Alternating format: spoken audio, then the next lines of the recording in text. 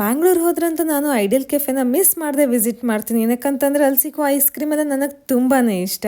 ಅದಕ್ಕೆ ನೋಡಿ ಮಂಗಳೂರಿಗೆ ice cream capital of India ಅಂತಾನೆ ಕರೀತಾರೆ. ಈ ಕೆಫೆನ ಸ್ಟಾರ್ಟ್ ಮಾಡಿರೋದು ಪ್ರಭಾಕರ್ ಕಾಮತ್ ಅಂತ. ಇವ್ರು ಇದನ್ನ ಫಸ್ಟ್ ಮೇ 1975 ಅಲ್ಲೇ ಸ್ಟಾರ್ಟ್ ಮಾಡಿದ್ರು. ಆಮೇಲೆ ಹೋಗ್ತಾ ಹೋಗ್ತಾ ಐಸ್ ಕ್ರೀಮ್ ಟೇಸ್ಟ್ ಆಗಿರ್ಬೋದು, ಕ್ವಾಲಿಟಿ ಆಗಿರ್ಬೋದು, ಇದರಿಂದ ಇವರು biggest ice cream manufacture in Mangalore with 80% of market share ನ ಹೊಂದಿರ್ತಾರೆ. ಇವರ ಒಂದು ಸಿಗ್ನೇಚರ್ ಡಿಶ್ ಬಂದ್ಬಿಟ್ಟು ಗಡ್ಬಡ್ ಆಗಿರುತ್ತಂತೆ. ಇವರ ಆನ್ಯುವಲ್ ಟರ್ನ್ ಓವರ್ ನೋಡಿದ್ರೆ 107 ಕೋಟಿ ಆಗಿರುತ್ತೆ.